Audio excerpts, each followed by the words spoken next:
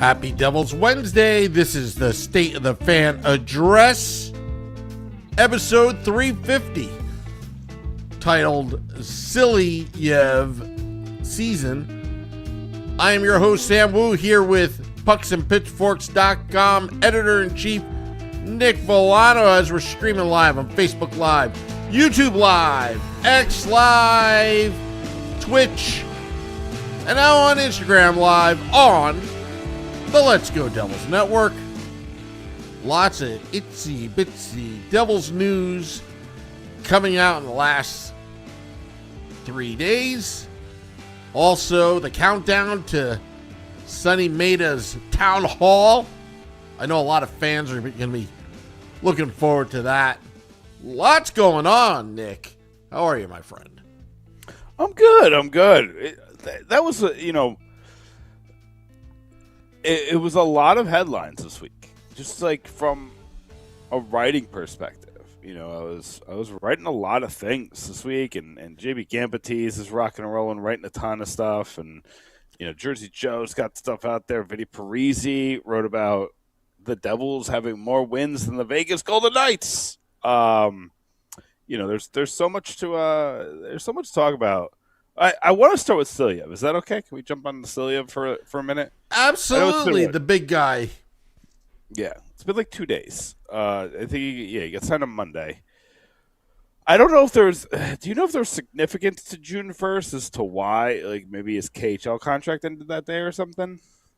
I have no idea, actually. Yeah, that's what I'm going to assume. As soon as KHL rights, because I know for a fact that. Well, I don't know for a fact. There was a report out there that his KHL team put a qualifying offer on him, but his KHL team put out a nice statement when he signed in the NHL. So it doesn't seem like there's any bad blood there. Like there was a lot of reports that like they were mad because he kind of always said he was going to North America after the season, and that was the plan the Devils put in place with Tom Fitzgerald. And here's the thing about Silly-yev. Silly-yev was always a project, and that second year, like this year, hurt him so much. You have to see, there are guys who are on a development track who have a bad year and they never get back. I don't think Silly-yev is that kind of a player, just because the skating is so good and like you can't teach size kind of thing. But if I'm Sonny Maida, we've talked about this before, Sam. I've never in my life seen a prospect pool collectively suck the way the Devils has this season. Coming into last season, I was like, they have like a middle of the pack of the NHL prospect pool, which is pretty good when you got all these young players in the NHL roster.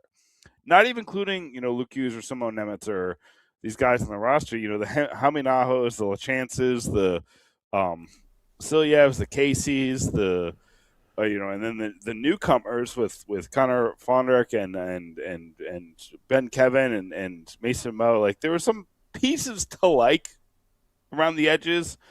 A lot of high upside guys, which is what I want in my prospect pool. But Sam, what I was saying is, I've never in my life seen a collective prospect pool suck all at once. Every single prospect, except maybe Mason Moe. But legitimately 95% of this team's prospects are worse today than they were at this point last year or at the start of the season. 95%. Silly-yev is worse off. Mikhail Yegorov is worse off. Seamus Casey is worse off. Ben Kevin is worse off. Connor Fondrick is worse off. Trenton Bennett, the 6'8" goalie that we drafted last year, he came into last season. Last season he had like a .927 save percentage in a very short window, like 6 or 7 games. But a 6'8" guy who's saving like .920. Okay, yeah, I'll give him a shot. He got the starter's job in Owen Sound this year, under 900. In the playoffs, because you make the playoffs in the OHL when you're like, I think they were 27-32 or something crazy. You make the playoffs, those weird numbers. Guess what his save percentage was in the playoffs? 750. 615. Wow, that's low. He allowed 13 goals in 2 games on like 30 something. I think it was 35 shots.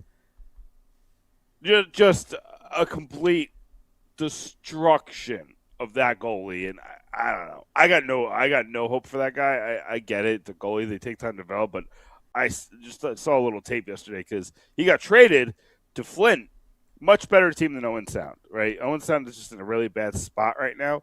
Flint, a much better team, probably like top 8-ish in the OHL, I think, top 10, something like that. Much better team. But I think he's going there to be a backup, to be a depth guy, because they gave up a bunch of like weird draft capital, like including a 15th round pick. So, yeah, you're betting on the size there, but I across the board, Silly-yev isn't included in that pool though, of guys who took a step back, right? Silly-yev was once considered like a top 15 NHL prospect coming into last season. And the offense disappeared. His ice time went from like 17 to 18 minutes a game to 12. This coach clearly didn't like him. The new coach, I think is Larionov, Igor Larionov, didn't like him. Didn't see anything of him. I talked to John Bailey, one of our writers. I was like, we should write about this, and he wrote about how the Devils should have went out of their way to sign him in the middle of the season, just get him off that team. They didn't. They let the situation play out. Silly-yev comes over here.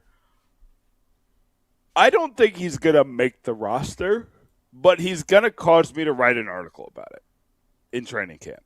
He's going to show you something that you're like, nobody can do that. Nobody can do that. And I think this defense is going to look a lot different going into next season. I don't know what that is. But I think 2 guys are getting traded. I think Nemitz is going to be one of them. I don't. A team like the Sharks makes sense to sign him to a mega deal. Even like $7 million per year, I would have no interest in that. Like 7 for 7, I have no interest in giving Nemitz that. I just don't. I'd rather give him like a 3x5. You know what I mean? Like, I still think for a 3-year deal it's an overpay. You'd want to be in like the Mercer area where it's like, I think Mercer's making 4.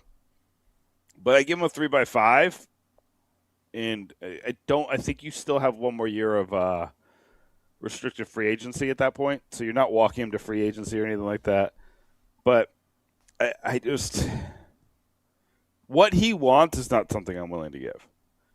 And I don't think Sonny Maeda is going to be willing to give it either. So if you lose 2 defensemen, by math, you have 7 NHL defensemen. You lose 2, you're going to go into camp. You're probably going to get at least 1 veteran signed who, like a Cholowski type, but hopefully better. And then you're going to let that guy, a PTO, Casey, and Silly-yev fight it out. And then you'll have guys like Tobias Villano, who will get a chance to go after it, or maybe they'll get like a Christian Jaros type. Remember when we traded for him? Somebody like that. But I think Silly-yev's going to come in and impress in training camp. Now, famously, apparently not interim head coach Ryan Perrant.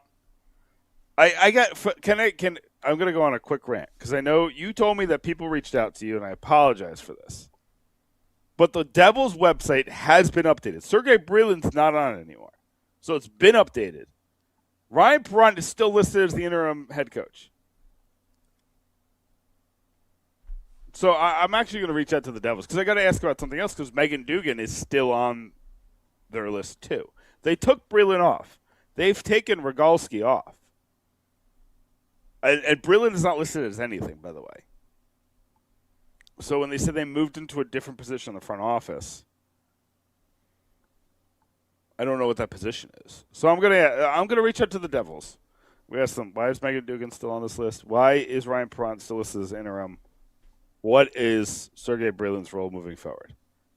Because it would be really sad if they really did just get rid of Brelin. But I also think it's a mistake. Just because you got Silly-yev, who's coming in. He's from Russia. You have Gritsik, who I'm sure Brelin did a lot helping him with the language barrier. You got Egorov. Egorov speaks English, though, so, like, not as big. But, again, the cultural part of it, definitely helpful, ease of transition. So when you got these big young players and prospects coming in, don't love that. But, again, I think Silly-yev is a player who's going to impress. I think he's a player who's going to really show why. I mean, a lot of people are mad at Fitzgerald for the pick because Consta Hellenius looks really good in Buffalo. Z Boyum looks really good in Vancouver. He was originally picked by Minnesota. People like not Jason Dickinson. What the heck is his name?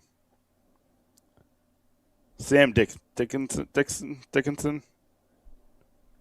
I think he's the other guy that people. I didn't like him that much. I thought he was kind of a repeat of what we already had. Anyway, this guy was like, some people had him pegged going to the Ducks at 3. So I think we need to, like, let's not give up on this guy. He was such a highly touted prospect. With, like, people talked about him like a unicorn, and unicorns are rare for a reason, So I want to give him a shot.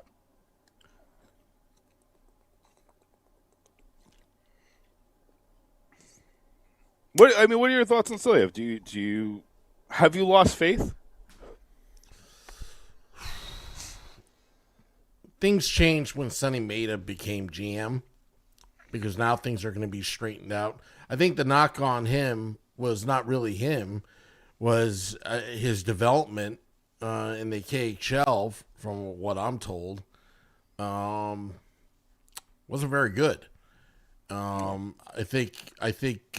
What, you heard different, or? No, I agree with you. Yeah, development was good. Yeah, so for him to come to North America, I think it hits the reset button. It's kind of like getting recruited in football, NCAA. Coaches always say you can't teach size, and anything that you learned in high school football, we're going to redo anyway. And I'm hoping that that's the kind of approach that the New Jersey Devils are going to take with Silly-yev. Is, look, you're on a clean slate right now. You're going to play in the North America. It's the North American game. It's going to be different than the KHL. Your good buddy there, Gritsik, I don't know if they're good buddies, but your fellow countryman Gritsik has made the transition. He's doing just fine. And trust us and help us. Let us help you develop under this new GM, who is completely revamping everything one by one in a process-oriented approach. I think the future now looks brighter for Silly-yev, or at least potential, because of those reasons. Now, if Tom Fitzgerald was still the GM with this lackluster development crew that he surrounded himself with down in Utica, I'd be a little bit paranoid. I'd tell Silly-yev to stay in the KHL. So I'm loving this right now because there's a new guy in charge right now at Utica, and again, you could take your time with him. He's on the entry level contract, but again, maybe if he's better than expected, is what you predict possibly in training camp, can we unload that $4 million contract a year with Kovacevic? Can we unload some of these bad contracts? I won't say bad contracts, but expensive contracts. So that begs the question. I see Nick, his video feed has froze, but I'm optimistic. I am also really interested to see what Sonny Maeda is going to say at the town hall. next week. So far, I always say talk is cheap, but actions speak louder than words. Sonny has, he's been on some podcasts. Wish he was on this podcast. He's been on some podcasts. And I really think that Sonny Maeda will get his chance in front of the fans to give you his perspective on the direction of the team. Devil season ticket holders, or as they call them, members. Well, they got a great communicator in Sonny Maeda, something that we talked about when the Devils hired him. Sonny Maeda. He's also a sentimental favorite because he's from Jersey, grew up as a Devils fan. Throughout his entire adult life, he's improved himself, going back to school, get his master's while spending some time with the Edmonton Oilers and New Jersey Devils.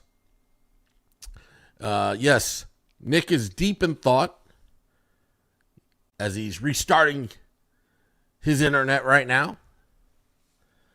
Meadowlander's asking, is the town hall streamed? I don't know about that, Meadowlander. I don't know. I know that I'd like to be there, but there's a little bit of a scheduling conflict because the State of the Fan address and that town hall is about the same time. Plus, there's a lot of things going on in the New York City metropolitan area. Well, you got the New York Knickerbockers playing tonight. Also, you got the World Cup. Congratulations to DJ Yoshi, good friend of the podcast. He will be performing, DJing at World Cup events. Used to be DJ for the New Jersey Devils. Does the Big Ten. Does Army football. Creative DJ. Pete's asking if it's streamed. Yeah, could you stream it live with the Woo Report? I don't think the Devils would approve that. But we'll see. But yeah, I've taken a little bit of a abbreviated break. It's been about a month. And I see Maria in the YouTube live chat. Hello, Maria. Steve Engel is going to be in Warren County at the end of the month. That's what he told me. Yeah, so Nick's asking if he can call in since he still has no internet. I don't know how to juggle this, Nick, but we'll try to figure it out. He's deep in thought right now. Let's go to a one shot of Nick Villano. See, this is called improvising live. His internet crapped out. Comcast internet screws it up again for the Villano bunker. But yeah, so Nick Villano is deep in thought in this still shot right here. So we'll use that as I will try to get Nick on the air. Hot swapping on the fly. Hopefully we'll get Nick on. And, resume our conversation about Silly-yev. I think Anton Silly-yev, the big A train since Anton Volchenkov. Remember that guy? That guy was awesome. Remember that, it was Kovalchuk's agent as well. The big Russian coming via trade from the Ottawa Senators, if you remember that. And that's what makes me think of Silly-yev, back in the olden days. So I got Nick Villano on the pucksandpitchforks.com. Oh, now. Oh, I got you over there? All right, so let's hang up because I almost patched you in by phone. So your internet went out. That damn Comcast does it again. Those Flyers people down South Jersey. Here's messing the you thing, up. Sam, is the funny thing is I go on the website for Comcast. It's like, everything looks good. And I was like, no, it doesn't. And then you scroll down, it's like 100 people impacted. I was like, that doesn't look good to me. Yeah, it happens. You know what? Because I actually have Comcast Business to the bunker, which is a different type of service. It sucks because somehow that goes down more than the residential. So I'm like the only idiot sometimes without internet. I bet you they do maintenance at night for the business and during the day for the residential. Maybe. I don't know. They keep on selling me fiber, and I will not have to, because it's 100% uptime. I'm like, BS. Never say 100% in front of me because I can make that thing go down in a heartbeat. Yeah. Well, anyway, we're talking about Silly-yev. I did a long-winded. I didn't even know that you were gone, and I was talking for about 10 minutes to myself. Well, here's the thing, Sam. People have been begging for the Woo report for months, so I just gave them a Woo report. Congratulations, the world! You got yourself a Woo report. Oh my goodness! Well, I'm going to be coming back soon, by the way, because I take an abbreviated break.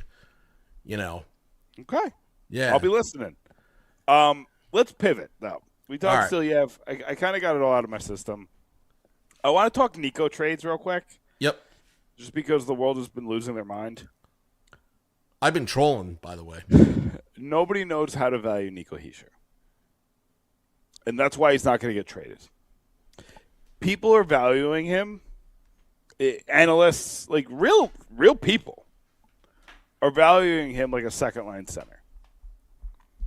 And right now, the good second-line centers in this league go for a ton. Because there's none of them out there.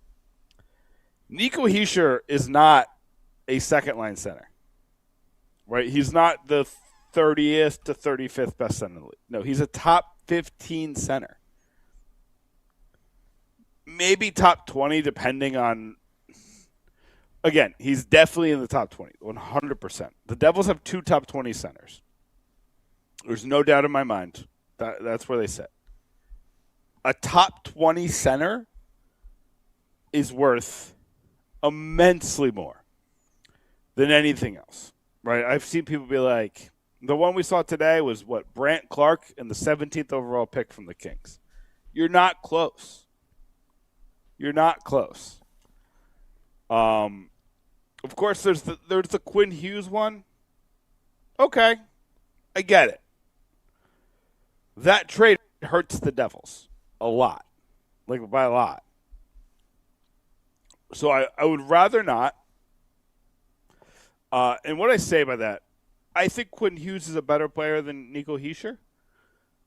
Centers are harder to get than defensemen, even of Hughes' caliber. Right? There's a bunch of guys available this offseason, like you could get Erik Karlsson, who weirdly got Norris votes this year. Off the top of my head, it's not. I'm trying to think of Adam Fox. Apparently, has been out there in rumors. Yeah. I'm trying to think of who. Again, I got thrown off by the internet, but name the best center. Well, here's the thing. This might be a weird year because Austin Matthews and Connor McDavid are on the market. Yeah. On the market. So it's a weird year for available centers. But teams like Montreal made it to the Eastern Conference Final and has no second-line center. They have Nick Suzuki. Minnesota is desperate for a center. They lost Eriksson Ek, and I think Ryan Hartman was their number one center, right, in that Colorado series. Yep. You look around the league, like something like 11 to 13 teams are secure with their second line center. And that's why, when you take a chance on a Cody Glass and it works out, you gotta lock that guy down. Like Tom Fitzgerald almost losing Cody Glass for nothing last year. Do you remember that narrative? Yeah. He was gonna just let Cody Glass go because that was insane. Because he didn't want to pay him $2.5 million. Crazy. But again, Fitzgerald made a bunch of mistakes. But I don't want to take away from the Devils' biggest strength, which is having two elite centers. Right? It's a rarity. It's Edmonton. It's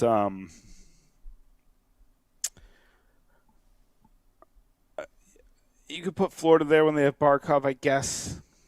Because I think Barkov is a good comparable to Nico Hischier. The only difference, is Barkov is better, but the only difference, and I think Nico gets a lot of flack just because he's the first overall that people expect more out of him. But I think Jack Hughes and Nico Hischier are a 1A, 1B down the middle. Neither one are second line centers. To be honest, Hischier can go to 15 teams and be the best center on that team. Yep. So it's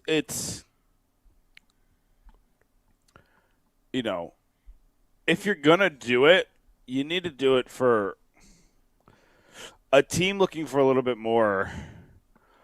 Like, here's one: would you trade Nico Hischier for Logan Cooley? 1 for 1? Mm-hmm. Absolutely, because you're gonna get a lot out of Logan. I mean, he's a lot younger. Yeah. Here's where my hesitance with that is. You make a small team much smaller. Hischier's not big, but he's like, what is he, 6'1"? Yeah. And he plays that two-way game. He's your shutdown guy that you lost when McLeod, whatever, got arrested. I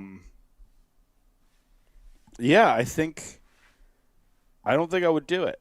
Again, this is such a delicate situation because of the role Nico Hischier plays. And I'm looking at the situation. The only way this is happening is if he refuses to sign an extension. Mm. And if I'm Sonny Maeda, I'm more than willing to go to Hischier and be like, can we at least do 2 years? Give me 3 years to prove to you that I could do this, and then you get to go to free agency at a much higher price point. I'd much rather do that than trade him. Even with the return you're going to get, I just don't see a world where you get equal value. Just because of the way people are looking at it. Like, you remember a couple years ago when the trade rumors came out about Draisaitl?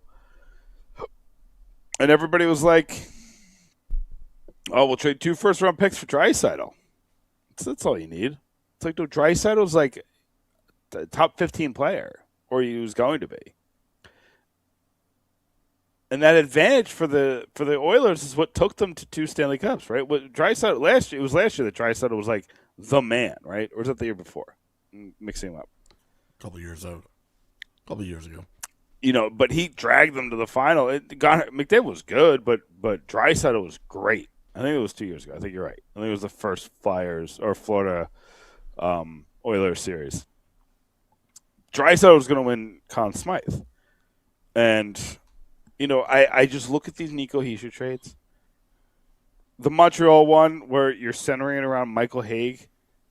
Like, Montreal was talking about Michael Hague like he was a top 5 pick. Michael Hague is like a top 30 prospect, maybe. We got to stop talking about like he's a centerpiece for a trade like that. Like, you're way off. I think he's going to be a decent player, but he's definitely not a sure thing. But these are the deals that are out there.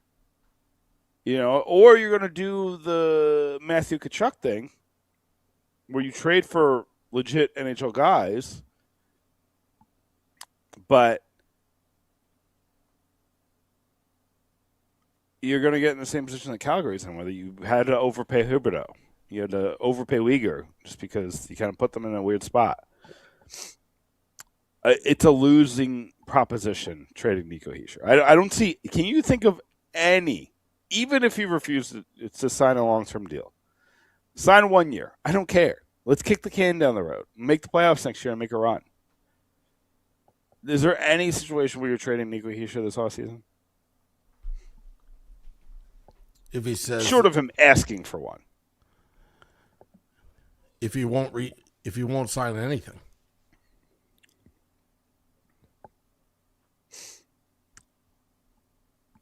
You wouldn't give him to like December? No. He's the captain of the team. I got to do some long-term strategic planning if I was Sonny Maeda. Okay. I think that's playing with fire. And Sonny Maeda's got a lot on his plate. This is something he should wrap up now. Here's the reason why I would do in this season. I think teams are more likely to swap players mid-season. I know there's a lot against what I'm saying, but when you're trading for the same position at an upgrade, like say, I'm trying to think of like a. Well, you asked me a question. Again, you asked me a question about this offseason, right? That was the question you asked me. So I was responding, well, if it's this offseason, I better have him signed. But I asked you, would you go to December? Would you wait till December to give him a chance to sign? But the original question was about this offseason. I'm a journalist, Sam. I ask follow-up questions. Oh, so that was a follow-up question. Well, my tune changes differently then. You know, my tune does change. If it's... I'm taking your situation where he doesn't sign this offseason. I want to see what the team looks like. I'm not ready to commit. You're brand new to this organization, whatever. I'll be honest with you. I mean, my first inkling is I don't want it to get to December because anything can happen. He could just be like... He could break his leg. He could... Yeah. No, or the team team could suck so bad.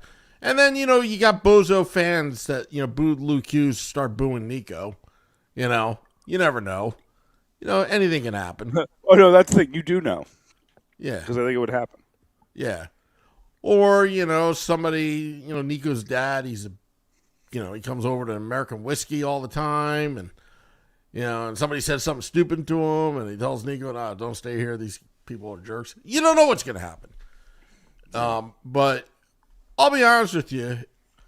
Signing Nico long-term brings a lot of stability and direction to the club under the new GM. And, you know, again, you know, Jack Hughes be watching how they treat their first overall pick. And, you know, again, I wouldn't wait till December, but if I had to wait till December, I would want a deal by January. Otherwise, sayonara. I'm going to make a big trade. But the market may not be. But the market may not be there. That's the problem. I think the market's going to be there. I don't think it's going to be what you think it's going to be. Not you, the proverbial. I think people are going to expect Hischier for Brady Tkachuk, and I don't think that's what the market is. Although that's an interesting deal. Would you do that? What, Hischier for Tkachuk? Mm-hmm. Yeah. In your scenario, I think I would, where he's not signing. Oh, I would. Yeah, in that scenario, yeah. I mean, I wouldn't volunteer Nico up for Tkachuk. I mean, I put it out there on X. And people, including the great Mike Russo, out in Minnesota, very highly respected hockey writer. Thought it was comical. But you know, I truly believe that Sonny Maeda holds the cards here when it comes to Quinn Hughes. I mean, every single Wild fan is throwing Nico Hischier's name in there like it's a throw-in. But I don't think Sonny has to trade Nico or Shimon Nemitz in that deal with to get Quinn Hughes here, because this is different from Tom Fitzgerald last season. You're talking about 2 seasons. Now you're talking about soon to be less than a year that he has to wait. You know, I mean, Bill Guerin, you said it yourself, Nick, and I stole your line. He backed himself in a corner with that press conference. We're going to sign Quinn. You know, we're going to sign Quinn. You know, Quinn or bust. Our number one priority. Yeah, number one priority. Now, if your number one priority becomes a dud because Quinn Hughes, you know, goes back to Seager with his brother and hanging out with Tate and Luke, and then going to Grandpa's house, you know, on Long Island, you know, and hanging out with Mom and Dad, and he's talking, you know, yeah, Minnesota's kind of holly jolly place, but they're going to say, Quinn, you know how freaking cold it is? You know, you're in the middle of freaking nowhere, you know, and you think you're going to find a young lady out there? Who knows? Why don't you come back to the Northeast where your brothers are? Let's do this thing right. You know, I get it. They may like Billy. I get it. You know, they have history, especially winning the gold medal for the United States. But the bottom line here is, why would you sign a 3-year deal to appease Billy and then just, you know, or 3-year extension? So that'd be a total of 4 years waiting for the Jack Hughes contract. Like, that whole notion makes no sense to me. If I was Quinn Hughes, I'd take the 8-year, 17, 18 AAV if it was on the table. But there's the factor of the brother situation. And there's another brother, Luke, who's locked up another 6 years. Mm-hmm. So it makes no sense. And that's the thing. Where everybody's like, well, he'll just re-sign for 3 years. And then him and Jack will get hit free agency together. I think, sure. But, like,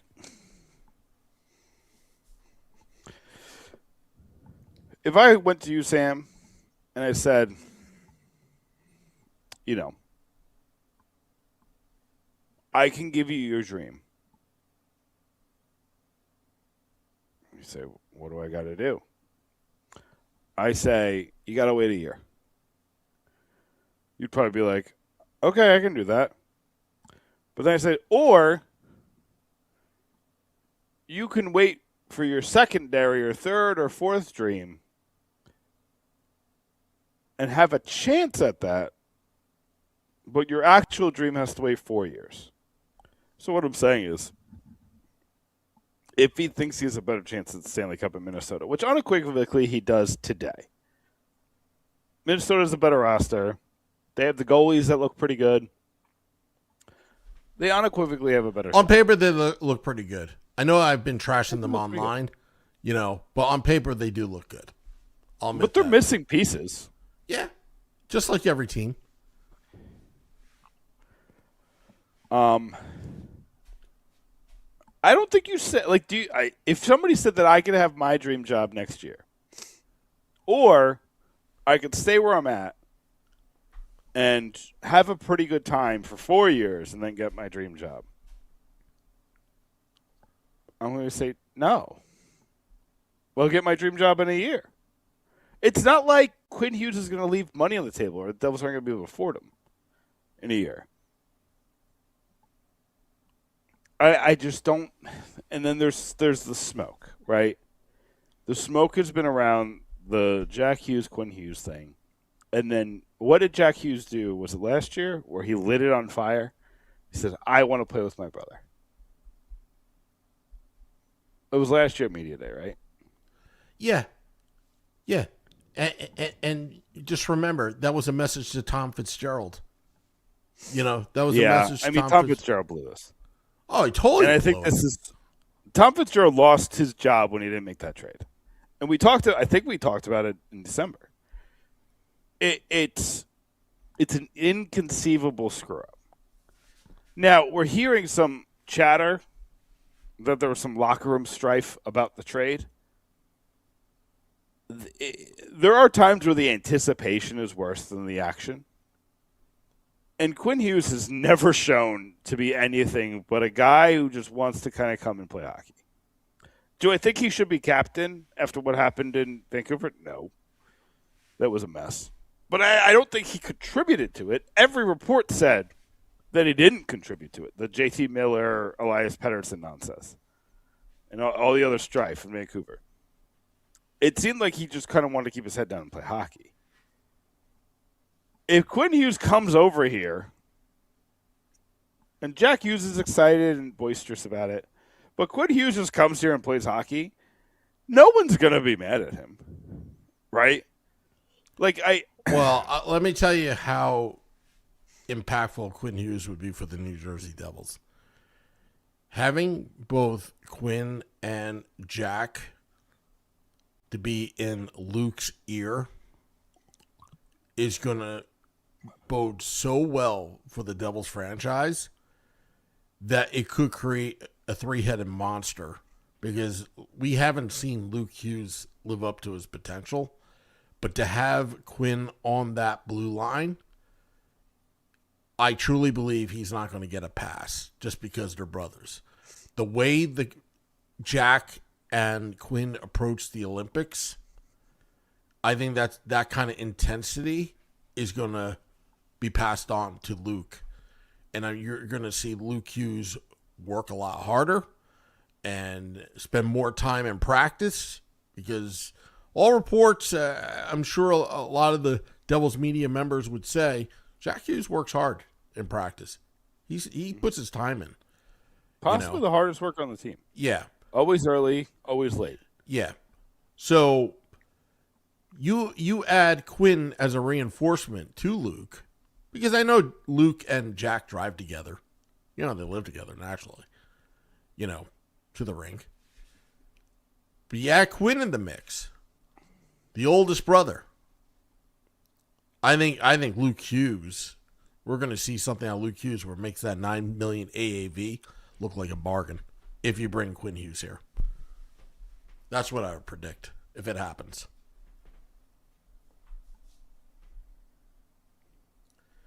Quinn Hughes would have a much more bigger impact than any other NHL team if he was on the New Jersey Devils. Quinn Hughes is a great player. And having the two Hughes brothers eat up 30 minutes of ice time during the playoffs, that could be amazing. Yeah, I think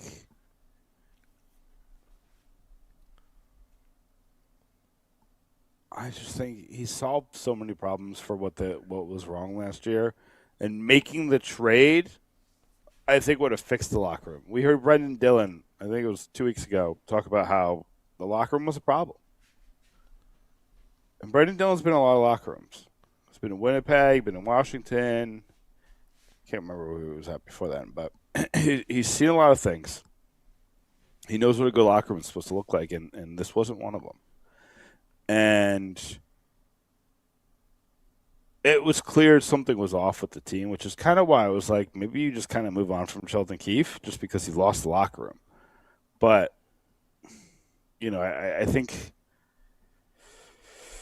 I think there's an option to pull a John Tortorella situation with Peter Laviolette, where you bring him for the stretch run and he's interim. I think Peter Laviolette's a great guy to have control the end of the season, similar to Tortorella. He gets old quick. You got to get rid of him. But so I think Sonny Maeda looked at it and it was like, there's options here. But when it comes to the locker room, it was just a mess. And I think, yeah. But anyway, I know we're at the end. I want to just take a quick moment to talk about Claude Lemieux, if that's okay. Yeah, that's fine. Because I know you mentioned it. I know you talked about it on Sunday. And you guys did a great job. It's a sensitive subject. But here goes. So, Claude Lemieux is one of my favorite players to go back and just look at the impact that he's had on this team. Because it's invaluable. So, everybody knows about Patrick Eliash to Jason Arnott at the end of Game 6 to win them the Stanley Cup. Most people don't remember that was a 1-1 game. That one goal single-handedly happened because Claude Lemieux plays like Claude Lemieux. It was a shorthanded goal to Niedermayer, I believe. Jay Pandolfo and Claude Lemieux were the forwards on the penalty kill. Claude Lemieux is very aggressive against the Dallas Stars defenseman. He hits him, kind of trips him up, causes a turnover. It's going the other way. He lets Pandolfo get the puck, and then he sees this is, again. The dude was just so intelligent with what he should do on the ice. He must have heard Scott Niedermayer coming, because Lemieux slows down, knowing that Niedermayer is going to have a better shot at the goal. Pandolfo's pass, he gets hit, so his pass doesn't make it. But Lemieux tips the pass perfectly onto Niedermayer's stick, and Niedermayer gets an easy shorthanded goal. The only goal of the game for the Devils outside of overtime. And that's why they went to overtime, and they won a Stanley Cup. And, of course, he won the Conn Smythe in 95. He was off the charts. He was just a guy. He reminds me of Nemitz, where Nemitz, it's like, this game matters. I'm here to play. I like that in my forwards. I get a little worried about that in my defensemen.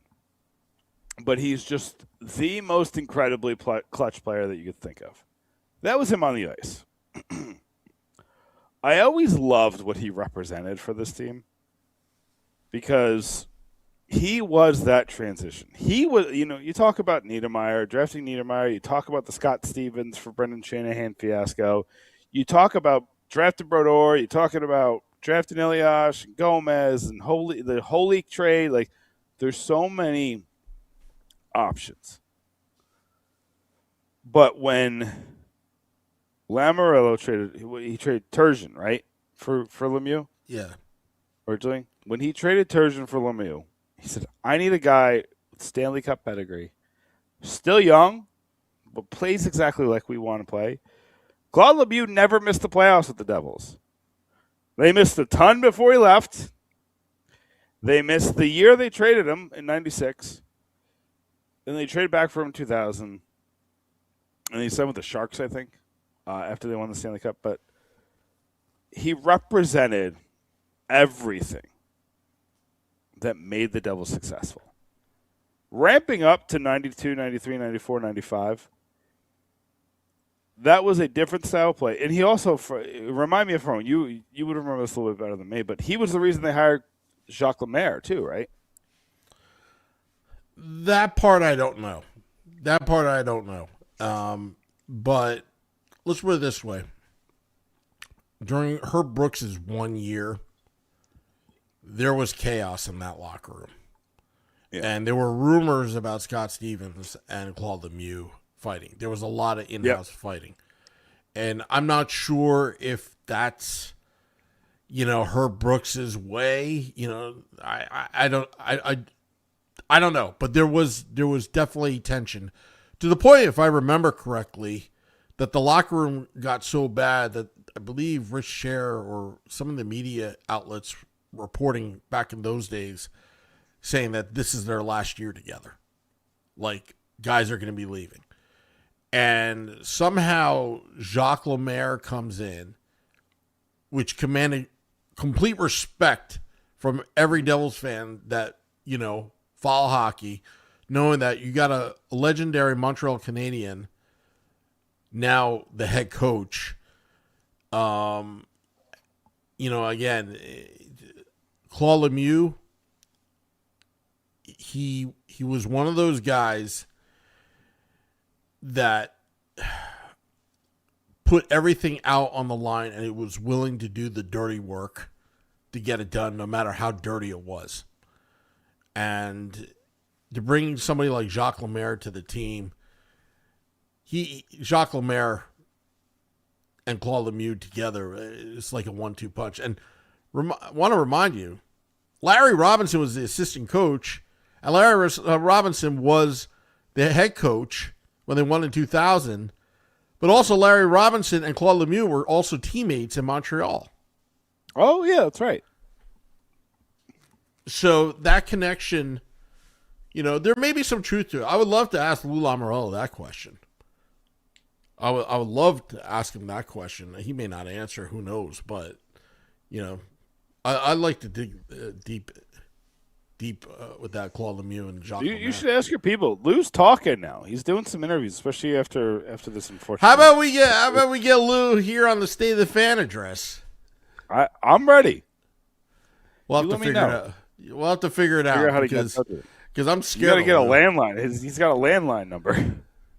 No, Lou's pretty high tech. I've seen him on yeah. I mean, back in the day when he was the GM of the Devils, I saw him operate a BlackBerry. Oh, okay. Yeah. So.